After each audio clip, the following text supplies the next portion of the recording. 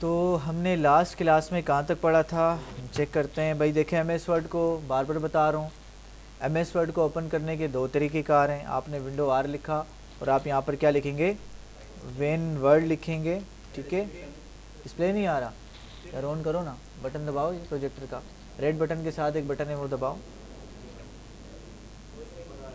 हाँ, ग्रीन हो गया ना।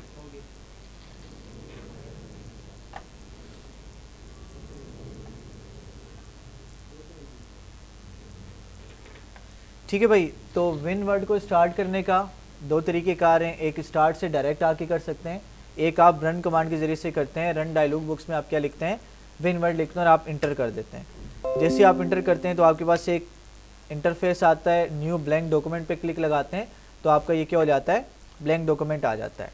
तो हमने क्या पढ़ा था, होम टैब में हमने फाइल टैब मुकम्मल पढ़ लिया था हमने, ठीक है, सारी चीज़ें देख ली थी। उसके बाद फिर हमने क्लास में वन ड्राइव के बारे में सीखा था, वन ड्राइव में कैसे आप डॉक्यूमेंट क्या कर सकते हैं, सेव कर सकते हैं।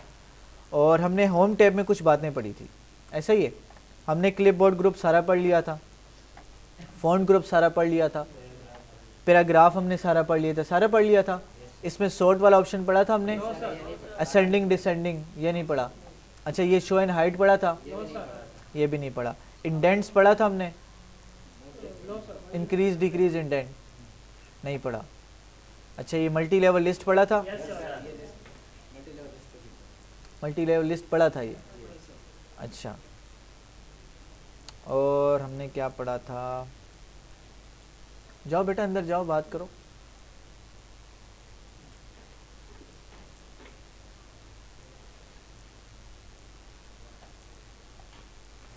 अच्छा भाई, हमने शो एंड हाइट नहीं पढ़ा। अच्छा, ये जस्टिफाई वाला ऑप्शन पढ़ा था, अलाइनमेंट्स पढ़ ली थी सारी, अलाइनमेंट्स भी पढ़ ली, राइट भी, सेंटर भी और जस्टिफाई भी पढ़ लिया। अच्छा, ये सारा इसका मतलब हमारा हो गया। ये बॉर्डर्स भी पढ़ लिए थे हमने। अच्छा, मतलब कि हमारा क्या रहता है, इंडेंट रहता है और हमारा ये लाइन स्पेसिंग का रहता है, सही है। अच्छा भाई, तो मिसाल के तौर पर यहाँ पे एक रैंडम पैराग्राफ लिखता हूँ equal RAND rand bracket open close और इंटर किया। अब देखिए मेरे पास कुछ यहाँ पर क्या आ गया, फॉर्मेट आ गया। कार्ड इन करवाए आपने, आपसे कह रहा हूँ, ग्लासेस वाले आपने किए तो बेटा करवाओ ना, एब्सेंट लग जाएगी आपकी। अच्छा भाई, आपके पास देखें ये पैराग्राफ आ गया। अब पैराग्राफ आ गया तो देखें आपके पास यहाँ पर क्या आ रहा है, अब ये इंडेंट वाला ऑप्शन है। कौन सा है, इंडेंट। देखें आप कर्सर लेके जाएंगे तो इंक्रीज इंडेंट लिखा हुआ आ रहा है और डिक्रीज इंडेंट लिखा हुआ आ रहा है। अब ये इंडेंट का काम क्या होता है, इंडेंट क्या करता है, आपके पैराग्राफ को आपके मार्जिन से दूर लेके जाते हैं। इंक्रीज इंडेंट का मतलब क्या है कि आपका जो लिखा हुआ है, आपका जो टेक्स्ट है, आपकी जो तहरीर है, उसको ये क्या करेगा, आपकी मार्जिन से, ये मार्जिन होती है ना, ये मार्जिन लगी हुई है, ठीक है। मार्जिन क्या होती है कि भाई इसके आगे से आपने लिखना स्टार्ट करना है। कॉपी में भी आप मार्जिन लगाते हैं, इसी तरह से वर्ड में क्या होता है कि जो आप टेक्स्ट लिखते हैं तो अगर आप ज़्यादा मार्जिन रखते हैं तो उसके आगे से आपका टेक्स्ट लिखा हुआ आता है। अब ये मार्जिन क्यों रखते हैं, मार्जिन इस वजह से रखा जाता है कि जैसे आप इसको क्या पेपर को बाइंड करते हैं ना, ये देखें आपने बाइंड किया हो, जैसे मैं आपको एग्जांपल बताऊं तो जाहिर सी बात है अगर पेपर के कोने से लिखा हुआ आएगा तो क्या होगा, बाइंडिंग में ये हिस्सा तो छुप जाएगा। जैसे एस लिखा होता है, एस छुप जाता, यू आपका छुप जाता। लेकिन अब इसमें है क्या, देखें अब ये आपको पूरे कंप्लीट नजर आ रहा है। यहाँ से एड्रेस भी आपको यहाँ से पूरा कंप्लीट नजर आ रहा होगा, क्यों, क्योंकि इसका मार्जिन आगे से स्टार्ट हो रहा है। तो आपके पैराग्राफ को ये इंडेंट क्या करता है, मार्जिन से दूर लेके जाता है। क्या करता है, इंक्रीज वाला क्या करेगा, आगे लेके जाएगा और डिक्रीज वाला क्या करेगा, पीछे की तरफ लेकर आएगा। अब देखें इसके बाद आपके पास कुछ और इंडेंट्स भी होते हैं, बड़े काम की ये बात है, ठीक है, बड़े काम के ऑप्शन है। जैसे आप देखें आपके पास ये आपके रूलर के ऊपर आपको ये कुछ ये सिंबल नजर आ रहे हैं। देखें ये जो सिंबल है, अगर मैं आपको जूम करके बताऊं, सिंबल आपके पास आ रहा है, देखें ये ऊपर वाला जो आपको ये ट्राइंगल बना हुआ नजर आ रहा है, ठीक है। जैसे आपके पास सेंट क्लॉक होती है ना, सेंट क्लॉक बनी हुई आपके पास आ रही है, तो इसका जो ऊपर वाला पोर्शन है इसको हम क्या कहते हैं, फर्स्ट लाइन इंडेंट कहते हैं। क्या कहते हैं, फर्स्ट लाइन इंडेंट। इसका काम क्या होता है, ये पहली लाइन को आगे मार्जिन से आगे मूव करवाती है। क्या करवाती है, आपकी सिर्फ पहली लाइन को, बाकी पैराग्राफ की लाइन को छोड़ के पहली लाइन को आगे मूव करवाएगी। मिसाल के तौर पर देखें, अगर मैं इसको यहाँ से क्या करता हूँ, होल्ड करता हूँ, होल्ड करने के बाद इसको आगे मूव करवाता हूँ।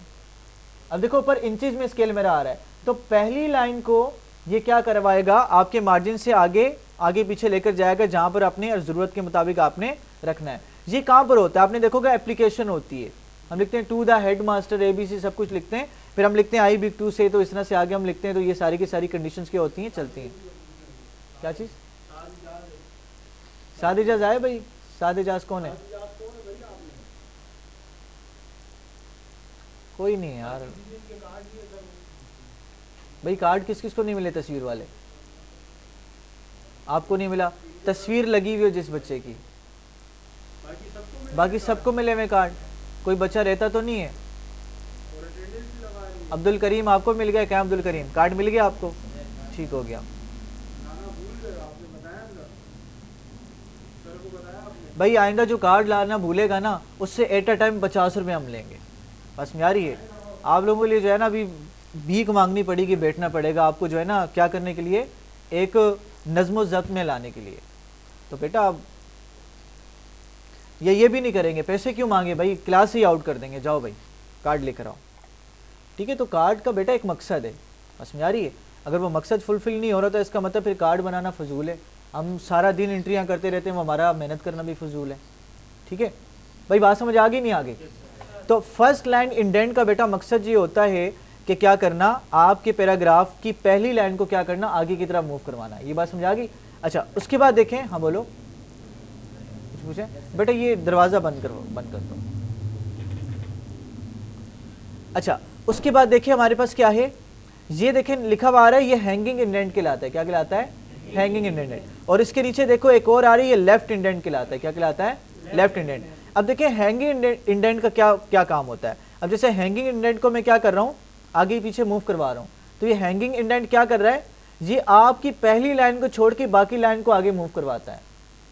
हैंगिंग इंडेंट का काम क्या होता है कि भाई पहली लाइन को छोड़कर बाकी लाइन को क्या करवाना, पैराग्राफ की बाकी जितनी भी लाइन है सारों को आगे की तरफ मूव करवाना। ये काम किसका होता है, आपके हैंगिंग इंडेंट का होता है।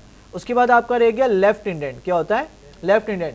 अब लेफ्ट इंडेंट का काम क्या है कि ये आपके सारे पैराग्राफ को आगे मूव करवाता है। ये क्या करवाता है, आपके सारे पैराग्राफ को आगे मूव करवाएगा। आपकी जो बुलेट्स आपने लगाई हैं, बुलेट्स को भी आगे मूव करवा लेगा, आपके पैराग्राफ को भी आगे मूव करवा लेगा, ठीक है। तो ये कुछ इंडेंट्स मार्कर्स होते हैं आपके पास, जिसके जरिए से आप क्या कर सकते हैं, अपनी फॉर्मेटिंग कर सकते हैं अपने टेक्स्ट की, ठीक है। बाकी भी मजीद इसके ऑप्शन है, वो हम बाद में पढ़ेंगे, ठीक है। यहाँ तक बात समझ आ गई आप लोगों को। तो इंडेंट का यहाँ से आप डायरेक्ट ज़्यादा भी कर सकते हैं। देखो ये ज़्यादा डायरेक्ट कर रहे हैं और ये डिक्रीज़ कर रहा है और ये इंक्रीज कर रहा है। लेकिन अगर आपने पहली लाइन और बाकी लाइन को एडजस्ट करना है तो आप यहाँ से इंडेंट मार्कर्स का क्या कर सकते हैं, इस्तेमाल कर सकते हैं। अच्छा जी, उसके बाद देखिए हमारे पास सॉर्ट का ऑप्शन आ रहा है। इसके बाद लाइन स्पेसिंग पढ़ते हैं। देखो ये मिसाल के तौर पर यहाँ प्रोजेक्टर में स्क्रीन छोटी नज़र आ रही है ना, तो इसलिए यहाँ पर इसके ऑप्शंस क्या है, थोड़े से गायब हुए हैं, यहाँ पर इसका नाम नहीं आ रहा। तो आप जैसे ही क्या करेंगे, यहाँ पर इसको लेकर जाएंगे कर्सर को, तो ये बताएगा इस ऑप्शन का, इस कमांड का नाम क्या है। तो इस कमांड का नाम क्या है, लाइन इन पैराग्राफ स्पेसिंग। क्या है, लाइन इन पैराग्राफ स्पेसिंग। अब देखिए लाइन इन पैराग्राफ स्पेसिंग करती क्या है कि आपकी लाइन्स और आपकी पैराग्राफ में स्पेस क्रिएट करती है। क्या करती है, लाइन और पैराग्राफ के दरमियान स्पेस क्रिएट करती है। मिसाल के तौर पर मैं क्या करता हूँ, इन दो पैराग्राफ्स को मैं सेलेक्ट करता हूँ।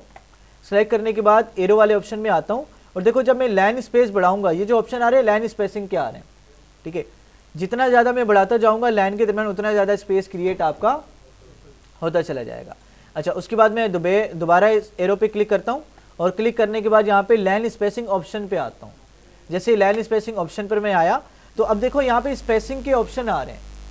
अब देखो ये आपके पास जो मैंने इसकी सेटिंग खोली है, यहाँ पर ऊपर क्या लिखा हुआ आ रहा है, पैराग्राफ। इसका मतलब ये जो सी आपके पास क्या आ रही है, सेटिंग आ रही है, किसकी आ रही है, पैराग्राफ की आ रही है। तो देखिए यहाँ पर स्पेसिंग लिखा हुआ है, पैराग्राफ की स्पेसिंग अगर आप देना चाह रहे हैं तो आपने करना क्या है, यहाँ से देखो दो ऑप्शन आ रहे हैं, बिफोर एंड आफ्टर। क्या आ रहा है, बिफोर एंड आफ्टर। मतलब कि बिफोर का मतलब ये कि आपके पैराग्राफ से पहले कितनी खाली जगह होना चाहिए, और आफ्टर का मतलब ये कि आपके पैराग्राफ के बाद कितनी खाली जगह होना चाहिए। तो मैं क्या करता हूँ, यहाँ से बिफोर में सिलेक्ट करता हूँ कि भाई 12 पॉइंट क्या हो, पैराग्राफ स्टार्ट होने से पहले आ जाए। और मैं फिर क्या करता हूँ, आफ्टर करता हूँ कि भाई 6 पॉइंट क्या हो जाए, पैराग्राफ खत्म होने के बाद 6 पैराग्राफ हो जाए, ठीक है। तो देखो मैं ओके करता हूँ। अब आप देखो यहाँ पर थोड़ा सा आपको थोड़ा सा यहाँ पर फील होगा, क्या फील होगा, बड़ी इंटरेस्टिंग बात आपको फील होगी। अब देखें यहाँ पर आपने देखा होगा ये थोड़ा सा कम स्पेस आ रहा है, ये जो कर्सर में हटा रहा हूँ यहाँ पे स्पेस क्या आ रहा है, कम आ रहा है, लेकिन यहाँ पर देखिए यहाँ पे तो स्पेस ज़्यादा आ रहा है। वाई, क्या रीज़न है, कोई बताएगा मुझे? हाँ देखो, अब देखो प्रॉपर्टीज़ में आने का शॉर्टकट तरीका, ये एरो नज़र आ रहा है आपको, यहाँ पे क्लिक करोगे डायरेक्ट इसकी सेटिंग में आप आ जाओ, जब भी हमने छेड़ी है। अब देखो यहाँ पे कह रहा है कि भाई आपके पैराग्राफ से पहले 12 पॉइंट का फासला होना चाहिए, पैराग्राफ शुरू होने से पहले 12 पॉइंट का होना चाहिए और पैराग्राफ खत्म होने के बाद 6 पॉइंट का होना चाहिए। अब देखो यहाँ पर ये जो मैंने पैराग्राफ स्टार्ट किया है, अब देखो जब ये पैराग्राफ क्या हुआ, स्टार्ट हुआ तो 12 पॉइंट का फासला इसने दे दिया, लेकिन जब यहाँ से पैराग्राफ एंड हुआ तो उसने क्या किया, 6 पॉइंट का फासला दिया, और जब नया पैराग्राफ स्टार्ट हो रहा है तो उसने 12 पॉइंट का दिया, तो टोटल 18 पॉइंट का फासला आपको यहाँ पर नजर आ रहा है। ये इस वजह से यहाँ पे ज़्यादा आपको फासला नजर आ रहा है, ठीक है। उसकी रीज़न क्या है कि हमने 6 और 12 और 18 को दोनों को क्या कर दिया है, मिला दिया। कोई मसला है तक? तो यहाँ से आप अपने पैराग्राफ के दरमियान क्या कर सकते हैं, आप स्पेस क्रिएट कर सकते हैं अपनी ज़रूरत के लिहाज से, जो रिक्वायरमेंट आपकी हैं। अच्छा जी, आगे चलते हैं। अब देखिए मिसाल के तौर पर अगला ऑप्शन हमारे पास आ रहा है सॉर्ट का। क्या है? सॉर्ट का। सॉर्ट का मतलब क्या होता है, मैं कहता हूँ इस डेटा को सॉर्ट आउट करो, ठीक है, इन चेयर्स को सॉर्ट कर दो। इस सॉर्ट का मतलब होता है तरतीब देना, अरेंजमेंट में लेकर आना। क्या करना? तरतीब देना। अब देखो तरतीब किस तरह से देंगे, अब तरतीब दो तरह से होती है भाई, या तो आप क्या करें असेंडिंग ऑर्डर में रख दें चीज़ों को, या डिसेंडिंग ऑर्डर में रख दें। असेंडिंग का मतलब क्या होता है, चलो हम क्या करते हैं डिसेंडिंग पढ़ते हैं। डिसेंडिंग का मतलब क्या होता है, देखो डिसेंडिंग निकला है डिक्रीज से, किससे निकला है? डिक्रीज से। डिसेंडिंग का मतलब ये कि वैल्यू कम होती चली जाएगी। वैल्यू कहाँ से कम होती है? ज़्यादा से कम होती है ना। तो डिसेंडिंग का मतलब होता है ज़्यादा से कम की तरफ आना। कहाँ पर आना? ज़्यादा से कम की तरफ आना। ज़्यादा से कम की तरफ का मतलब क्या है, जैसे 10, 9, 8, 7, 5। अगर टेक्स्ट की बात करें तो पहले ए वाले वर्ड आएंगे, सॉरी पहले Z वाले आएंगे, फिर Y वाले आएंगे, फिर X वाले वर्ड्स आएंगे, ठीक है। और असेंडिंग का मतलब क्या है? इंक्रीजिंग ऑर्डर, यानी कि पहले 1 आएगा, फिर 2 आएगा, फिर 3 आएगा, इस तरह से कंटिन्यू होगा। अगर टेक्स्ट में बात करें तो क्या होगा, पहले A वाले वर्ड्स आएंगे, फिर B वाले आएंगे, फिर C वाले, फिर D वाले, इस तरह से आपका डेटा तरतीब में आ जाएगा। अब मिसाल के तौर पर आपने कोई लिस्ट बनाई है नाम की, ठीक है, बहुत सारे स्टूडेंट है, आपने उनकी लिस्ट बना दी। अब आपने बेतरतीब नाम लिखे, आपने पहले आपने क्या लिखा, अहमद लिखा, फिर आपने जीशान लिखा, फिर आपने गफ़ार लिख दिया, फिर आपने सुलेमान लिख दिया, आपने फिर क्या लिख दिया, लाइक लिख दिया। इस तरह से करते करते आपका डेटा क्या हो गया, बेतरतीब हो गया। अब उस बंदे ने आपसे कहा, या कंपनी के मैनेजर से आपने कहा, ठीक है, तो या आप मैनेजर थे, आपने किसी वर्कर से कहा कि भाई इस डेटा को मुझे आप एक काम करो सॉर्ट करके बताओ, लेकिन जो कंप्यूटर पे बैठा हुआ था उसको सॉर्ट करना नहीं आ रहा था, तो आपने क्या किया, उसको बताया कि भाई ऐसे सॉर्ट किया जाता है। तो सॉर्ट कैसे करेंगे आप, देखें यहाँ पे सॉर्ट वाले ऑप्शन पर आएंगे, आपने जिसको सॉर्ट करना है, पूरे डॉक्यूमेंट को करना है तो फिर क्लिक ना करें, लेकिन अगर आपने स्पेसिफिक पैराग्राफ को करना है, स्पेसिफिक लिस्ट को करना है, तो आप उसको सिलेक्ट कर लें। सिलेक्ट करने के बाद आपने क्या करना है, यहाँ पर आना है। आने के बाद आप देखो आपसे पूछ रहे हैं कि भाई पैराग्राफ के तौर पे सॉर्ट करना चाहते हैं, किस तरह से सॉर्ट करना चाहते हैं, तरतीब किस तरह से देना चाहते हैं, हेडिंग के लिहाज से देना चाहते हैं, फील्ड के लिहाज से देना चाहते हैं, किस तरह से देना चाहते हैं, ठीक है। तो मैं कहता हूँ मैं पैराग्राफ के जरिए से देना चाहता हूँ। और आगे पूछ रहे हैं कि भाई किस टाइप की आप सॉर्टिंग यहाँ पर चाहते हैं। मिसाल के तौर पर मैं चाहता हूँ यहाँ पे टेक्स्ट की चाहता हूँ, क्या चाहता हूँ, टेक्स्ट के लिहाज से चाहता हूँ, क्योंकि यहाँ पे नंबर मौजूद नहीं है। अब देखें किस किस को आप सॉर्ट कर सकते हो, देखो नंबर के तौर पे भी कर सकते हो डेटा को, और डेट वाइज भी क्या कर सकते हो, सॉर्ट कर सकते हो, तरतीब दे सकते हो। अब मैं करता हूँ असेंडिंग ऑर्डर में।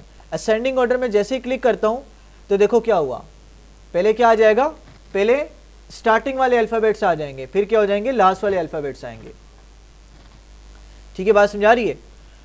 अच्छा भाई देखें, इसमें देखें आप थीम्स एंड टी पहले आ गया, और टी आपका क्या आ गया, एस बाद में आ गया, फिर ए बाद में आ गया। अच्छा, अब आप ये कहेंगे सर ये तो कुछ बहुत गलत बात हो गई है ना, टी तो क्या होता है, एस तो पहले आता है, टी बाद में आता है। तो देखें यहाँ पर एस पहले आ रहा है, ए बाद में आ रहा है। हमने हालांकि क्या किया है, हमने असेंडिंग ऑर्डर में किया, इंक्रीजिंग ऑर्डर होना चाहिए ना, पहले ए बी सी आना चाहिए। अब देखो हमने क्या किया है, पैराग्राफ के लिहाज से किया है। तो पहले क्या होगा, पैराग्राफ के पहले लफ्ज को ये देखेगा, किसको देखेगा, पैराग्राफ के पहले लफ्ज को देखेगा। तो देखें यहाँ पर क्या आ रहा है, टी पहले आ रहा है, टी पहले आ रहा है, इसमें क्या आ रहा है, वी बाद में आ रहा है, तो वी बाद में आता है। ठीक है, टी से वी क्या आता है, लास्ट में आता है। तो देखें पहले टी आ रहा है फिर वी आ रहा है। अगर हमें लिस्ट पे इसको बनाकर देखें, जैसे मिसाल के तौर पर मैं लिखता हूँ अहमद या लिख देता हूँ जीशान,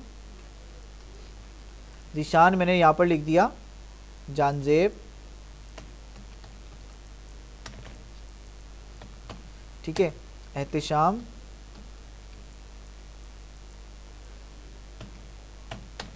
भाई बात समझ आ रही है। इस तरह से मैंने मुख्तलिफ नाम लिख दिया, मैंने खाली लिख दिया।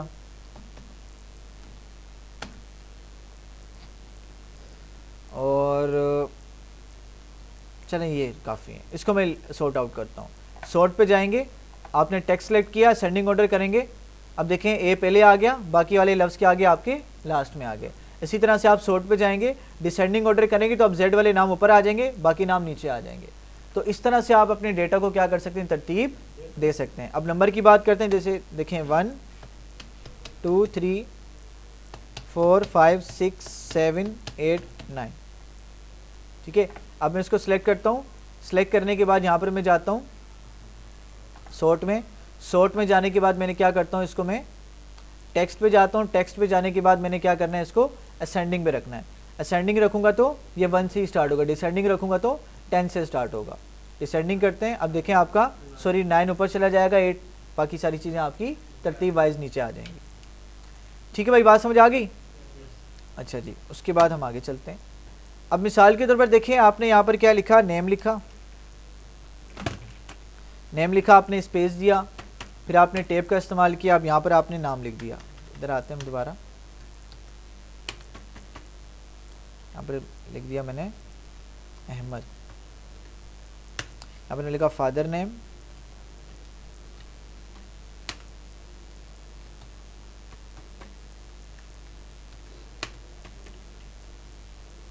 ठीक है। यहाँ पर मैं लिखता हूँ फादर नेम इशफाक,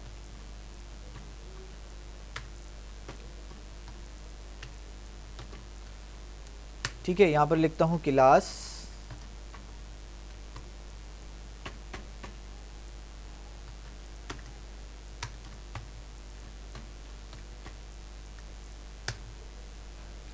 ठीक है। अब मुझे बताएं कि मैंने यहाँ पर कितनी दफ़ा स्पेस का इस्तेमाल किया, कितनी दफ़ा टेब का इस्तेमाल किया। क्या आपको कोई बच्चा मुझे बता सकता है कि यहाँ पर मैंने नेम के आगे कितने स्पेस का इस्तेमाल किया है, कितनी दफ़ा टेब का इस्तेमाल किया है, कितनी दफ़ा इंटर का इस्तेमाल किया है। अगर मिसाल के तौर पर देखें, अगर आपने ये चेक करना है, कोई बंदा आपको एक डॉक्यूमेंट देता है, आपसे कहता है कि भाई एक काम करें, आप मुझे इसी तरह का इसका प्रोटोटाइप बना कर दें, एक कॉपी बना कर दें, ठीक है। आपको कोई टेस्ट लेता है, आपके सामने कहता है भाई ये आपके पास एक फ़ाइल है, एक आपके पास CV है, इस तरह की मुझे बना कर दें। तो आप कैसे चेक करेंगे कि भाई नेम के बाद इसने कितना स्पेस दिया है, इक्वल स्पेस तो नहीं दिया ना। देखो नेम के आगे इसने ज़्यादा स्पेस दी है, फादर नेम के आगे कम स्पेस दिया है, और क्लास के आगे सबसे ज़्यादा स्पेस दी है। ठीक है, बात समझ आ रही कि नहीं आ रही। तो आपको कैसे पता लगेगा कि भाई इसने कितनी दफ़ा स्पेस का इस्तेमाल किया है, कितनी दफ़ा टेब का इस्तेमाल किया है। तो भाई इसको जानने के लिए आपने क्या करना है, जहाँ से आपने शो एंड हाइड का ऑप्शन ऑन करना है। क्या करना है, शो एंड हाइड का जैसे ही आप ऑप्शन ऑन करेंगे तो ऑन करने के बाद आपको ये बता देगा यहाँ पर कितनी दफ़ा स्पेस का इस्तेमाल हुआ है, कितनी दफ़ा इंटर का इस्तेमाल हुआ है, कितनी दफ़ा स्पेस का इस्तेमाल हुआ है। अगर मैं आपको यहाँ से जूम करके थोड़ा बताऊँ, देखें ये जौन सा आपका ये जो डॉट होता है ना, डॉट पॉइंट जाहिर करता है स्पेस को। किसको जाहिर करता है, स्पेस को। अच्छा, ये जौन सा एरो है ये किसको जाहिर करता है, ये टेप को जाहिर करता है। और ये जौन सा उल्टा P आपको नज़र आ रहा है, ये इंटर को जाहिर करता है। किसको जाहिर करता है, इंटर को जाहिर करता है। तो इस तरह से आप क्या कर सकते हैं, आपके डॉक्यूमेंट में क्या क्या फॉर्मेटिंग की गई है, आप यहाँ से क्या कर सकते हैं, मालूम कर सकते हैं। ठीक है, तो ये काम होता है किसका, शो एंड हाइड वाले ऑप्शन का।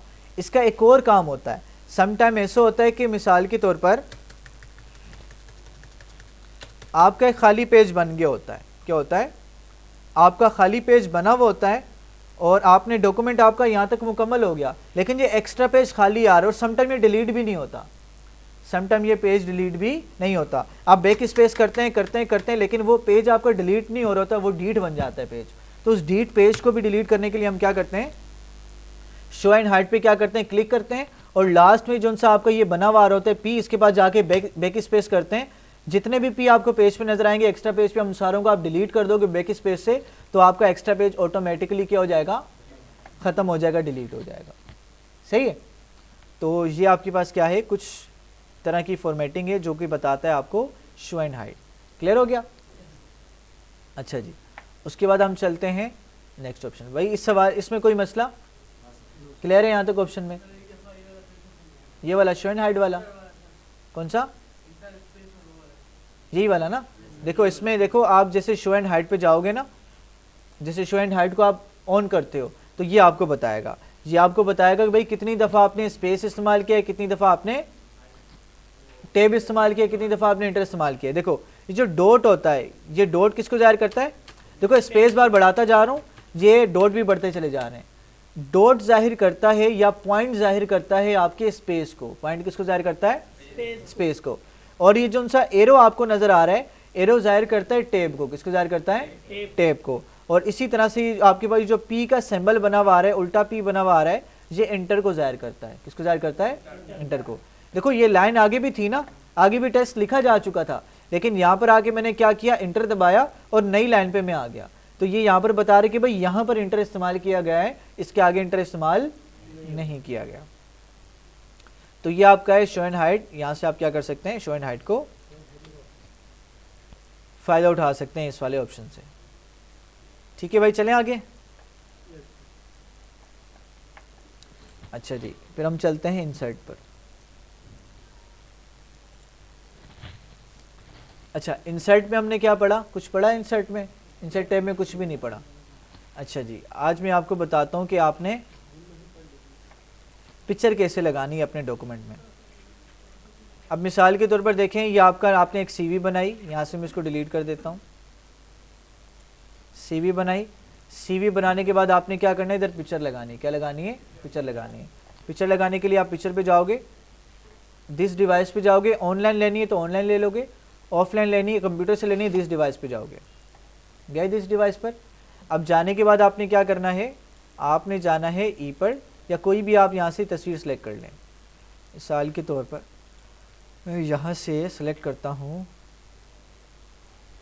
क्या सेलेक्ट करें भाई, पिक्चर्स ही नहीं है। चलें काम करते हैं, पिक्चर्स डेटा में जाते हैं। चले ये पिक्चर मैंने ले ली, शायद अफरीदी साहब ले ली, इनकी सीवी बनाता है। अब देखो पिक्चर मूव नहीं कर रही, पिक्चर में इसको मूव करवा रहा हूँ, लेकिन खान साहब कह रहे हैं मैंने हिलना नहीं है। अफरीदी साहब ना, खान साहब तो नहीं है। तो ये कह रहे हैं कि मैंने हिलना नहीं है। मैंने कहा कोई मसला नहीं है, हम आपको हिला देंगे, है ना। क्या करना है भाई आपने, देखो पिक्चर फॉर्मेट वाला टैब आ रहा है, तो आप देखो जब बाहर क्लिक करोगे ना फिर नहीं आएगा। आपने इस टैब पे एक्सेस लेने के लिए आपने पिक्चर पे क्लिक करना है। क्लिक किया आपने, अब देखो पिक्चर फॉर्मेट वाला टैब आ रहा है। अब यहाँ पर आपने आना है और आने के बाद वार्प टेक्स्ट का ऑप्शन आपने ढूंढना है। कौन सा ढूंढना है? वार्प टेक्स्ट वाला ऑप्शन ढूंढना है। ये आपने ढूंढा, ये आ गया। देखो आपकी अरेंज वाले ऑप्शन में वार्प टेक्स्ट वाला ऑप्शन यहाँ पर आ गया।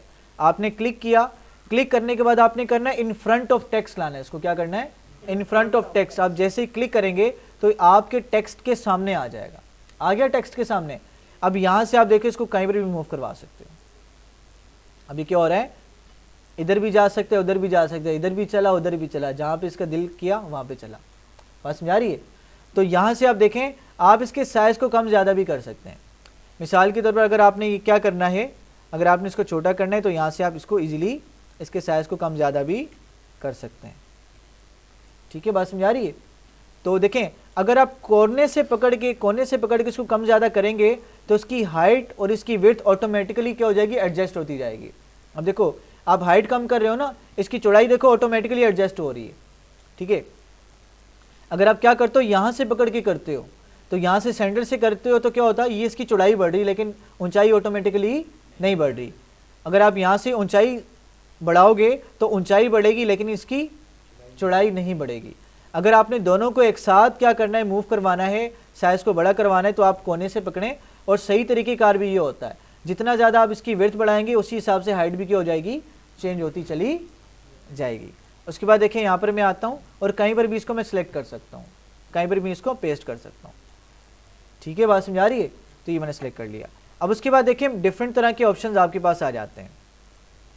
अब देखें यहाँ पर ये पिक्चर स्टाइल वाले ग्रुप में आ गया। कहाँ पर आ गया? मैं पिक्चर स्टाइल वाले ग्रुप में आया। तो देखें पहला ऑप्शन मुझे दे रहा है पिक्चर बॉर्डर का। अगर पिक्चर का आप कोई बॉर्डर लगाना चाहते हैं तो यहाँ पर आए, आप कोई भी कलर सेलेक्ट कर लें, देखें आपका बॉर्डर आ जाएगा। ये पिक्चर का बॉर्डर आ गया। अब देखें यहाँ से पिक्चर बॉर्डर का स्टाइल भी आप ले सकते हैं। अब इसको इंक्रीज कर सकते हैं, पॉइंट्स इसके बढ़ा सकते हैं, मोर लाइन्स में जाके मजीद लाइन्स आप यहाँ से ऐड कर सकते हैं। ठीक है, डिफरेंट तरह के आपकी क्या आ रहे हैं यहाँ पर ऑप्शन आ रहे हैं। ठीक है, बात समझ आ रही है? अच्छा जी, इसको हम क्या करते हैं?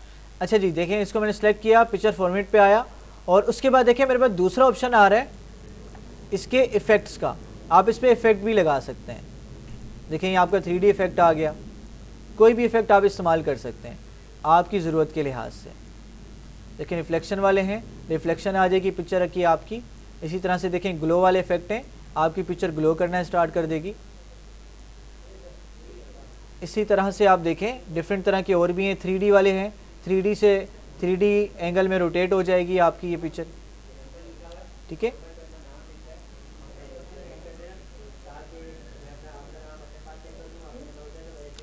ठीक है भाई।